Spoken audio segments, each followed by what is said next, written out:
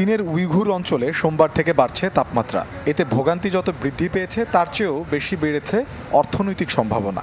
কারণ দেশটিতে পর্যটকদের অন্যতম আকর্ষণ থেরাপিস্ট সানবাদ অথবা নিরাময়ক বালি স্নান পেয়েছে নতুন বেগ। স্থানীয় আবহাওয়া দফতর বলছে এ অঞ্চলে আরও প্রায় এক সপ্তাহ থাকবে এই উচ্চ তাপমাত্রা। কিছু শহরে তাপমাত্রা 37 ডিগ্রি থেকে 40 ডিগ্রি পর্যন্ত বাড়তে পারে। এমন পরিস্থিতিতে সবাইকে সতর্ক থাকার পরামর্শ দিয়েছে স্থানীয় আবহাওয়া অফিস এবং ট্রাফিক বিভাগ। তবে এতে বিন্দুমাত্র বিচলিত না হয়ে একে বাড়তি উপার্জনের সম্ভাবনা হিসেবে দেখছেন ব্যবসায়ীরা।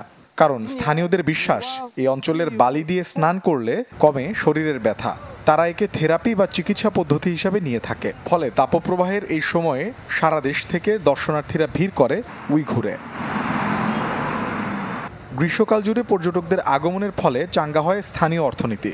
তীব্র গরমে সেখানে বেড়েছে বোতলজাত পানির চাহিদা। সেই সাথে স্থানীয় রেস্তোরাঁ এবং হোমস্টেগুলোর ব্যবসার জন্য এই তাপপ্রবাহ যেন একটি আশীর্বাদ।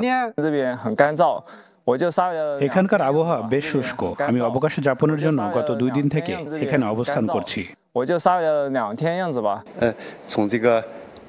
জুন থেকে সেপ্টেম্বর হলো প্রতি বছর বালি স্নানের সুবর্ণ সময়। আমরা গত বছর প্রায় 1 লাখ পর্যটকদের স্বাগত জানিয়েছিলাম।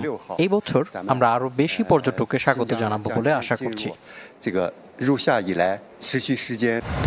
ফ্লিগি নামে চীনের একটি ভ্রমণ সংস্থা জানিয়েছে চলতি মৌসুমে দেশটিতে যেতে আগাম বুকিং দিয়েছেন গেল বছরের চেয়ে 50% বেশি পর্যটক। শুধু এ বছরই প্রথম 4 মাসে অঞ্চলটিতে ভ্রমণ করেছেন 4 কোটি 10 লাখ পর্যটক। এতে অতিরিক্ত $6 বিলিয়ন আয় দেখছে জিনজিয়ানের পর্যটন খাত। মোর্শেদ শোভন, চ্যানেল 24।